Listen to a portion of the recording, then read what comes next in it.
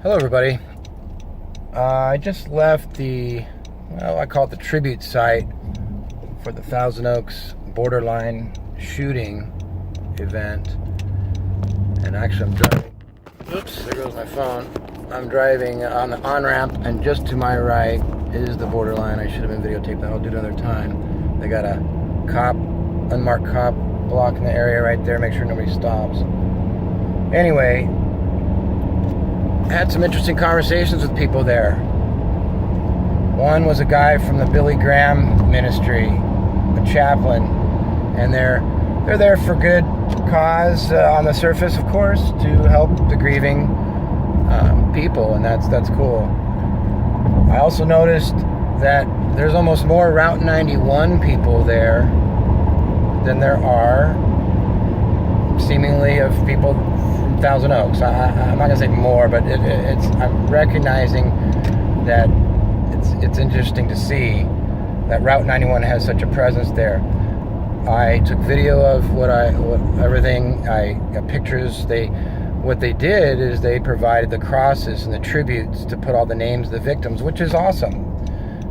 But I just had a conversation with a woman that actually lives in my hometown here, and she was a survivor of the Route 91 Las Vegas shooting, and we had a brief conversation, and I asked about why Route 91 is out here and doing all this stuff, and she says, oh no, it's nothing political. And I said, oh, I didn't mean it by anything like that. I'm just curious because, I see that they brought the crosses and stuff. It's like, yeah, they're here to support because they know what people are going through, and that makes sense.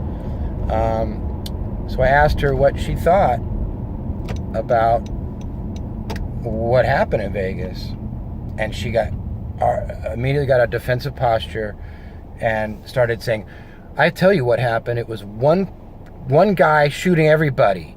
And if you spend your time on anything else, then you're wasting your time. You should spend your time helping those grieving. And I said, I'm sorry, I don't mean to, I'm not here to upset you. I just was curious, and, we just went our other way because she knew that I don't necessarily believe that. But anyway, so I left there, and I'm thinking about all these things. Billy Graham, there's several of the ministries there, and I talked with a guy at length from Billy Graham. His name is Jeff, and nice man. And he asked me about all this. I told him I heard the gunshots from my garage, that I heard distinctly two different guns being fired. And I asked him, how many of these events have you been to? And he said about 10 in the past year. So it made me realize whether or not it is benevolent or malevolent, I can't say the word very right, good intentions or bad intentions or political intentions, yeah, they're there for, I think, all of that. It is a coordinated effort.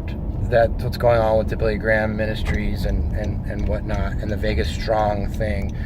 So I'm really going to look deep into that. I'm not any conclusions. It just struck me odd,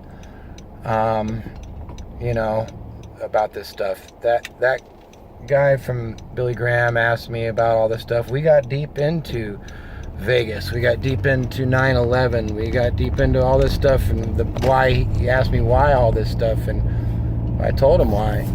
And then he started asking about Jesus Christ and if I was this, and I told him yes. And I told him that I picked the Book of Revelations when I was confirmed Lutheran, and I had no idea why back then. It kind of freaked me out about the number of the beast and the end of the world type of scenario. But I've come to find out in the past few years why I picked that. I'm have a purpose, and that's to find out the truth about things and spread it. So yeah, when a little bit of that discussion, that was time to end it. But we talked for a long time. He was a nice guy, but he could tell I definitely have my strong views, and I've done my homework. But anyway, that's it for now. I'm on my way to the burnt out lot of that house I filmed and took pictures of just the other day. Okay, bye for now.